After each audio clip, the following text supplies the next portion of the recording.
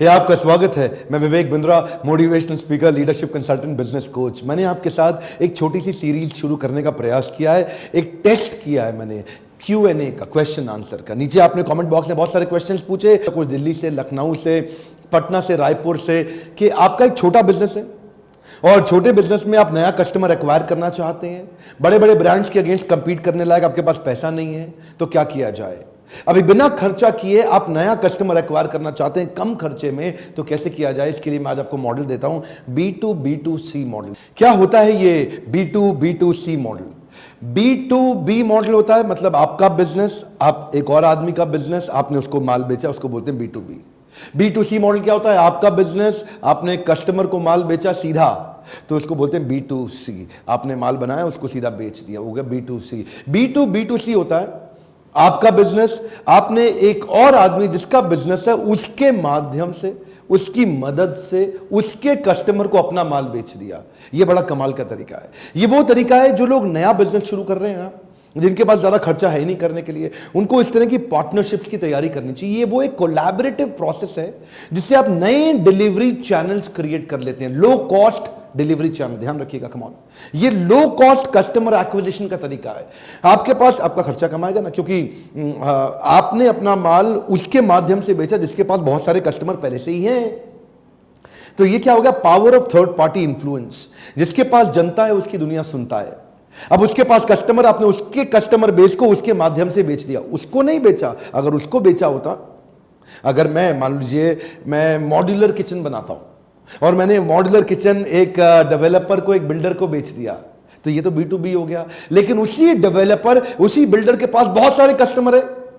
उस डेवलपर ने 2000 अपार्टमेंट बना के बेचने हैं और उसको पता है कि इसके पास 2000 कस्टमर है, तो मैंने उसके माध्यम से उसके कस्टमर को बेचा जिसमें उसको कुछ प्रॉफिट शेयर कर दिया। इसको बोला B2B2C, यानी कि बेचा तो कस्टमर को लेकिन उसकी मदद से। मान लीजिए मेरा ट्रैवल टूरिज्म टिकटिंग का काम है और एक बड़ी लार्ज सेटअप ऑर्गेनाइजेशन जैसे BHEL, जैसे इंडियन ऑयल, जैसे मारुति सुजुकी, जैसे steel authority of India limited, ये सेल, ये बड़े बड़े SBI, इनके पास 10-10, 20-20 हजार एम्प्लॉइज, 50-50 हजार एम्प्लॉइज तक हैं।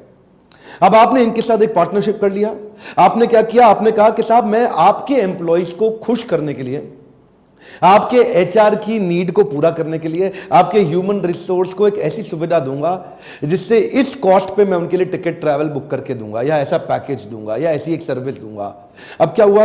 अब वो 20,000 या 50,000 एम्प्लॉय को अकेले इंडिविजुअल पकड़ने में बहुत पैसा लग जाता, आपका बहुत खर्चा लग जाता, वो आपके पास आते नहीं आते। लेकिन मारुति या स्टील अथॉरिटी या NTPC, ONGC, गेल, वेदांता, भेल, ये बड़ी ऑर्गेनाइजेशन है।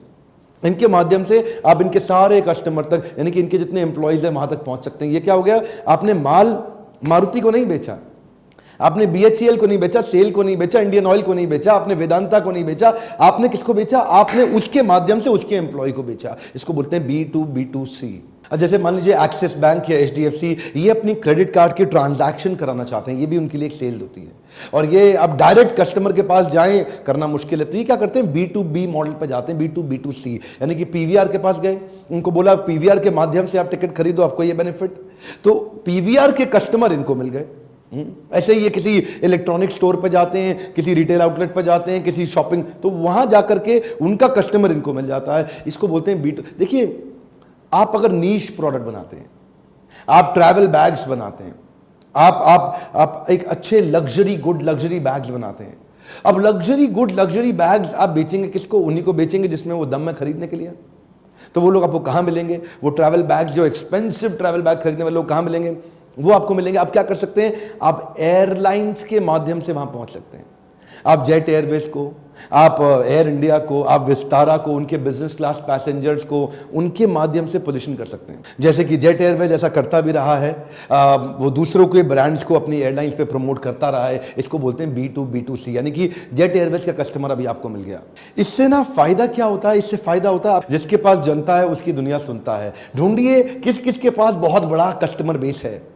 उसको अपना पार्टनर बना लीजिए। मैंने इसके बारे में बैक सीरीज के इवेंट्स होते हैं, वहां एंटरप्रेन्योर आते हैं, सैकड़ों हजारों एंटरप्रेन्योर आते हैं। लीडरशिप फनल की सीरीज होती है, वहां सैकड़ों एंटरप्रेन्योर इकट्ठे आते हैं, बड़े की डिसीजन मेकर खुद ही आते हैं। तो जो लोग उनको अपने प्रोडक्ट सर्विस बेचना चाहते हैं वो हमारे साथ आके स्पॉन्सरशिप करते हैं, हमारे साथ पार्टनरशिप में जुड़ते हैं और हमारे माध्यम से हमारे सारे कस्टमर बेस तक एक्सेस उनको मिलता है ताकि वो जुड़ सकते हैं। ये बड़े सारे ऐसे उपाय हैं। ढूंढिए किसके पास सबसे बड़ा एक्चुअल राइट टारगेट ऑडियंस, आपका टारगेट ऑडियंस किसके पास है। इसीलिए ऐसे वीडियोस जरूर शेयर करा करिए और सोचिए किसको शेयर करने का फायदा होगा। कौन है ऐसा आपके दोस्त में, आपके रिश्तेदारों में, आपके फ्रेंड्स में, आपके आसपास, आपके सर्कल के अंदर जिसको इस प्रकार के वीडियो से फायदा हो। सब्सक्राइब आपने कर लिया होगा, अगर बेल आइकॉन हिट नहीं किया तो आपको वीडियो पहुंचेगा ही नहीं। ये YouTube का एक एल्गोरिदम है। और वीडियो लाइक करिए अगर आपको अच्छा लगता है। कमेंट बॉक्स में खुल के क्वेश्चन लिखिए, खुल के क्वेश्चन लिखिए और बताइए कि क्या ये Q&A सीरीज चालू करनी चाहिए, मुझे कंटिन्यू करनी चाहिए ऐसे छोटे वीडियोस जिससे मैं आपके क्वेश्चंस के आंसर दे सकूं।